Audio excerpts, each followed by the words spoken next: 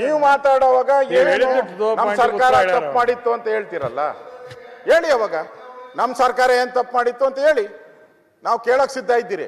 ನಿಮ್ಮ ಸರ್ಕಾರ ಅಂದ್ರೆ ಇದು ಕರ್ನಾಟಕ ಮಾತಿನ ವಾರ ಆಗ್ತೈತೆ, ಡಿಬೇಟ್ ಸರಿ ಇರಲ್ಲ.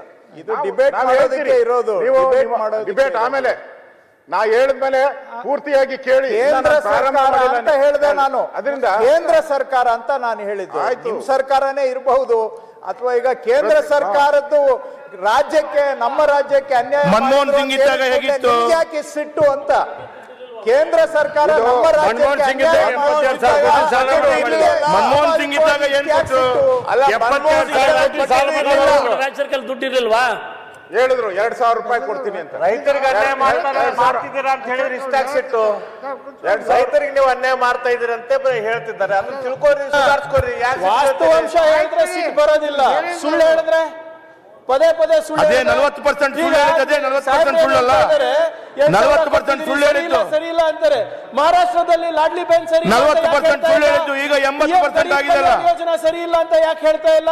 ಬಿಹಾರ್ ನಲ್ಲಿ 10,000 ಕೊಟ್ಟಿರೋದು ಸರಿ ಇಲ್ಲ ಅಂತ ಯಾಕೆ 40% ಅಂತ ಸುಳ್ಳು ಹೇಳಿದ್ದಲ್ವ ಅದು? ದುಪ್ಪಟ್ಟು ಮಾಡ್ತೀನಿ ಈಗ 80% ಆಗಿದೆ, ಹೇಳಿದ್ರಿ. ಈಗ 80% ಆಗಿದೆ. ಮಾರ್ಕ್ಸ್ ಕಾರ್ಡು 75% ರೈತರು ಇವತ್ತು 74,000 ಸಾಲ ಇದೆ. 10,000 ರಿಪೋರ್ಟ್ ಕಾರ್ಡು. ಸುಮ್ಮನೆ ಸುಳ್ಳು ಹೇಳಿದ್ರೆ ಸುಳ್ಳು ಹೇಳಿರೋದ ಅಧ್ಯಕ್ಷರೇ? ಅವ್ರ ಕಥೆ ಕೇಳಲಿಕ್ಕೆ ಬರಲ್ಲ. ಪ್ರತಿ ದಿನ ಬೆಲ್ಲದ್ ಸಾಹೇಬ್ರ 40% ಸುಳ್ಳು ಹೇಳಿದ್ರಲ್ಲ, ರೈತರು ದೇಶದಲ್ಲಿ ಕೋರ್ಟಲ್ಲಿ ಪ್ರೂವ್ ಮಾಡ್ಲಿಕ್ಕೆ ಆಯ್ತು ನಿಮ್ಗೆ. 10,000 ರಿಪೋರ್ಟ್ ಕಾರ್ಡು 80% ಅಲ್ಲ ಈಗ. ಇಲ್ಲ ಹೇಳಿ, ನಿಮ್ಗೆ ಯಾಕೆ ಸಿಟ್ಟು, ನಿಮ್ಗೆ ಯಾಕೆ ಸಿಟ್ಟು ಅಂತ ಕೇಳಿದ್ರೆ ನಾವ್ ಎದ್ದಿಲ್ಲ ಅಧ್ಯಕ್ಷರೇ. ಉಪನಾಯಕರಿಗೆ ಹೇಳಿದಾಗ ಪ್ರತಿ ವರ್ಷ ಆಡಳಿತ ಮಾಡುವವರಿಗೆ ಕೇಳುವ ತಾಳ್ಮೆ ಬೇಕ್ರಿ. ಆಡಳಿತ ಮಾಡುವವರಿಗೆ ಕೇಳುವ ತಾಳ್ಮೆ ಬೇಕು. 10,000 ರಿಪೋರ್ಟ್ ಕಾರ್ಡು.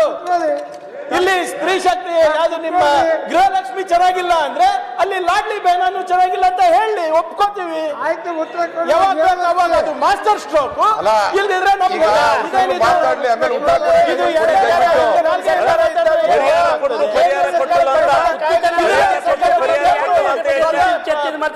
ನೀವು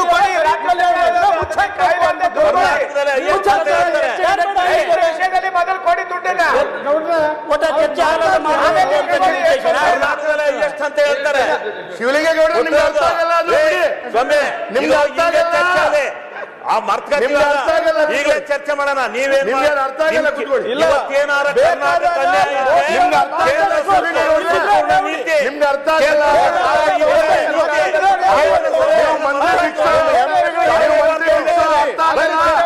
ಸಾಬೀತ್ ಮಾಡಿ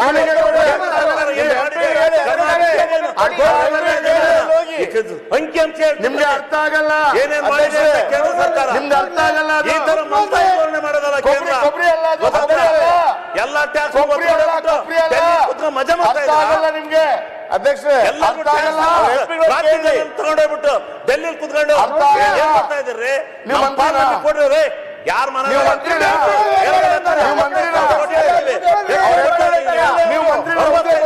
ಕೊಡ್ತಾ ಇದ್ರಿ?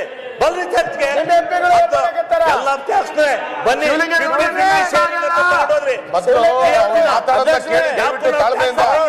ಕೇಳಿ ವಿರೋಧ ಪಕ್ಷದ ನಾಯಕರು ಮಾತಾಡೋದನ್ನ ಕೇಳಿ. ಅಲ್ಲ, ವಿರೋಧ ಪಕ್ಷದ ನಾಯಕರು ಬಂದೇ ಬರುತ್ತೆ. ರಾಜ್ಯ ಸರ್ಕಾರ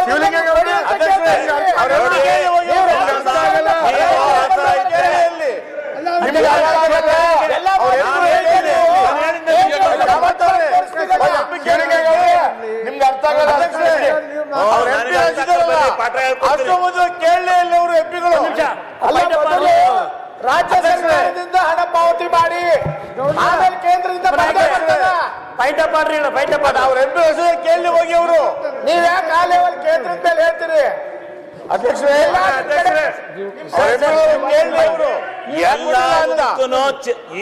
ಈ ರಾಜ್ಯಕ್ಕೆ ಅನ್ಯಾಯ ಆಗಿದ್ರೆ, ಜನಗಳಿಗೆ ಅನ್ಯಾಯ ಆಗಿದ್ರೆ ಕೇಂದ್ರ ಪುರಸ್ಕೃತ ಅರ್ಥ ಆಗಲ್ಲ.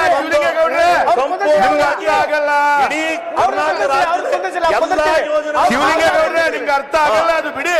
ಹೌಸಿಂಗ್ ಕೊಪ್ರಿ ಅಲ್ಲ ಅದು, ಕೊಪ್ರಿ ಅಲ್ಲ. ಯಾವ್ಯಾವ ಬಿಟ್ಟಿದ್ರೆ ಮಾಡಾಕಿದ್ರಿ ಫಸಲ್ ಬಿಮಾ ಯೋಜನೆ ಅದು ರೈತರಿಗೆ ಪರಿಹಾರ ಇನ್ಸೂರೆನ್ಸ್ ಮಾನ್ಯ ಅಧ್ಯಕ್ಷರೇ, ಉಪಾಧ್ಯಕ್ಷರೇ, ನಾಯಕರು ಅರ್ಥ ಆಗಲ್ಲ ಮಾತಾಡಿದ್ರೆ ಏನ್ ಮಾಡೋದು ನಾವು ಹೇಳಿ? ಸುರೇಶ ಅಲ್ಲ ನೀವು ಎಲ್ಲರೂ ಹೇಳ್ತಿರ್ತೀರಿ ಮತ್ತೆ ಉತ್ತರ ಹೆಂಗೆ ಅವ್ರ ನಾ ಯಾರಿಗೂ ಅವಕಾಶ ಕೊಟ್ಟಿಲ್ಲ. ಆಡಳಿತ ಪಕ್ಷದವರು ವಿರೋಧ ಪಕ್ಷದವರಾಗಿ ಮಾಡ್ತಾರೆ. ಮಾತಾಡಿದ ಮೇಲೆ ಉತ್ತರ ಕೊಡುವಾಗ ಹೇಳ್ತಾರೆ, ತಾವು ದಯವಿಟ್ಟು ಕುತ್ಕೊಳ್ಳಿ. ಸುರೇಶ, ಕುತ್ಕೊಳ್ಳಿ. ಮಾನ್ಯ ಉಪಾಧ್ಯಕ್ಷರೇ, ನಮ್ಗೆ ನಮ್ಮೆಲ್ಲರ ಪರವಾಗಿ ನಿಮಗೊಂದು ವಿನಂತಿ. ಬೇಡ, ಅವ್ರು ಮಾತಾಡಿ ಅಲ್ಲ, ಒಂದೇ ಅವ್ರು ವಿನಂತಿ. ಮಾತಾಡಿ ಅವರು ಒಂದ್ ವಿನಂತಿ, ಹೇಳ್ದಾಗಿಲ್ಲ. ಒಂದ್ ನಿಮಿಷ ಕೇಳ್ರಿ. ಒಂದ ವಿನಂತಿ. ಎಲ್ಲಿ ತನಕ ಪ್ರಿಯಾಂಕಾ ಖರ್ಗೆ ಅವ್ರು ಕೌನ್ಸಿಲ್ದಾಗ ಇರ್ತಾರೆ, ಸದನ ಶಾಂತ ಇರ್ತದೆ. ಅದಕ್ಕೆ ದಯಮಾಡಿ ಅವ್ರಿಗೆ ಕೌನ್ಸಿಲ್ ಇದು ಕೊಟ್ರೆ ಆಮೇಲೆ ಕೃಷ್ಣಾನು ಸುಮ್ಮಿರ್ತಾರ. ಯಾರು ಉತ್ತರ ಹೇಳೋರು ಬೇಕಿಲ್ಲ, ಅವ್ರ ಕುರ್ಚಿಗೆ ಸ್ವಲ್ಪ ಗಮನ ಕೊಡಿ. ಬೇಕಿಲ್ಲ, ನಿಮ್ಗೆ ಯಾರು ಉತ್ತರ ಕೊಡೋರು ಬೇಕಿಲ್ಲ. ಅವ್ರು ಕೊಟ್ರೆ ಅವ್ರು ಕೆಟ್ಟರು. ಹೇಳಿದ್ದಾರೆ. ಇಲ್ಲ ಮಾನ್ಯ ಅಧ್ಯಕ್ಷ, ನೀವು ಮಾತಾಡಿ ಕೇಳ್ಬೇಕು. ಎಲ್ಲಿ ತನಕ ನೀವು ಸುಳ್ಳು ನಾವು ವಿರೋಧ ಪಕ್ಷ ನಾಯಕರು ಮಾತಾಡೋದಕ್ಕೆ ಯಾವುದೇ ತಕರಾರಿಲ್ಲ. ಈಗ ಪದೇ ಪದೇ ಎತ್ತಿ ಕೇಳಿ, ಕೃಷ್ಣ ಅವ್ರ ಹೆಸರು ಹೇಳಿ, ನಮ್ಮ ಹೆಸರು ಹೇಳಿ, ನಿಮ್ ಮಾರ್ಕ್ಸ್ ಕಾರ್ಡ್ ತಗೊಳ್ಳಿ, ನಿಮ್ದು ಅದು ತಗೊಳ್ಳಿ, ನಿಮ್ ಮಾನ ಮರ್ಯಾದೆ ಇಲ್ಲ ಅಂತ ಹೇಳಿದ್ರೆ ಎಷ್ಟಂತ ಕೇಳಕ್ಕಾಗಲ್ಲ.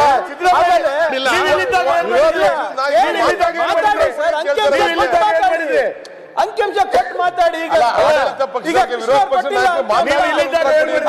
ನಾವು ಕೊಟ್ಟಿಲ್ಲ ಅಂಕಿಅಂಶ, ನಮ್ ರಿಪೋರ್ಟ್ ಕಾರ್ಡ್ ಆದ್ರೆ ಅದು ನಿಮ್ ರಿಪೋರ್ಟ್ ಕಾರ್ಡ್ ಆಗಿದೆ, ಒಪ್ಕೊಂಡು ಒಂದು ಡಿಬೇಟ್ ಮಾಡೋಣ, ತೊಂದರೆ ಇಲ್ಲ. ಆದ್ರೆ ನಮ್ಮಿಬ್ರಿಂದ ಇಷ್ಟು ಪ್ರಾಬ್ಲಮ್ ನಿಮ್ಗೆ? ಪ್ರಾಬ್ಲಮ್ ಏನು ಯಾರು ಹೇಳಿದ್ರು? ಪ್ರಾಬ್ಲಮ್ ಯಾರು ಹೇಳ್ತಾ ಇಲ್ಲಪ್ಪ. ಇಡೀ ರಾಜ್ಯಕ್ಕೆ ಪ್ರಾಬ್ಲಮ್ ಆಗಿದೆ ಈಗ. ಇಬ್ಬರಿಗೆ ಬೇರೆ ಬೇರೆ ಕೊಡ್ಸಿ ಅಂತ ಖರ್ಗೆ ಮಿನಿಸ್ಟರ್ ಇಡೀ ರಾಜ್ಯಕ್ಕೆ ಪ್ರಾಬ್ಲಮ್ ಆಗಿದೆ ಈಗ. ತಾವು ಕೂತ್ಕೊಳ್ಳಿ. ಇಲ್ಲ ಕೂತ್ಕೊಳ್ತೀವಿ, ಸ್ವಲ್ಪ ಅವರು ಅಂಕಿಅಂಶಗಳೆಲ್ಲ ಕರೆಕ್ಟ್ ಆಗಿ ಹೇಳಿದ್ರೆ ಏನ್ ತೊಂದ್ರೆ ಇಲ್ಲ. ಅರ್ಧ ಸತ್ಯಗಳು ಹೇಳಿದ್ರೆ ಮಾಧ್ಯಮದವರು ಬ್ರೇಕಿಂಗ್ ನ್ಯೂಸ್ ಹಾಕ್ತಾರೆ, ಹೈಕಮಾಂಡ್ ರಾಜ್ಯಕ್ಕೆ ಪ್ರಾಬ್ಲಮ್ ಆಗಿದೆ. ನಾಳೆ ಎಡಿಟೋರಿಯಲ್ ಬರೀತಾರೆ.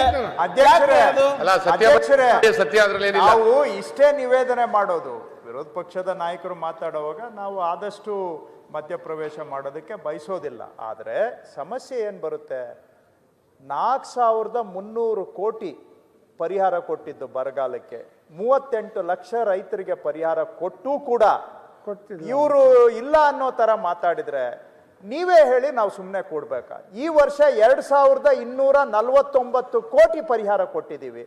2,249 ಕೋಟಿ ಕೊಟ್ಟಿದ್ದೇವೆ ಈ ವರ್ಷದ್ದು, 14,21,000 ರೈತರಿಗೆ.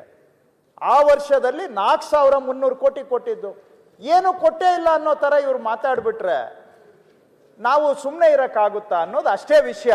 ಹಾಗಾಗಿ ನಾವು ನಮ್ಮದು ಎಲ್ಲಿ ವೈಫಲ್ಯ ಇದೆ ಅದನ್ನ ಅವರು ಟೀಕೆ ಮಾಡಲಿ, ಅವರ ಜವಾಬ್ದಾರಿ ಇದೆ, ಹಕ್ಕಿದೆ, ನಾವು ಕೇಳ್ತೇವೆ. ಟೀಕೆ ಮಾಡಿದ್ರು ಮಾಡಿರೋ ಕೆಲಸನ ಮಾಡೇ ಇಲ್ಲ ಅಂತೇಳಿ ಗೋಯ್ಬಲ್ಸ್ ತತ್ವವನ್ನ ಅನುಸರಿಸಿದ್ರೆ ಸುಮ್ಮನೆ ಕೂರೋದು ಕಷ್ಟ ಆಗುತ್ತೆ ಅಂತ ಅವರಲ್ಲಿ ಮನವಿ ಮಾಡ್ತಾ ಇದ್ದೇವೆ ಅಷ್ಟೇ. ಚರ್ಚೆ ಸಕಾರಾತ್ಮಕವಾಗ್ಲಿ ಅಂತ ನಿಮ್ಮ ಮುಖಾಂತರ ಅವರಲ್ಲಿ ಮನವಿ.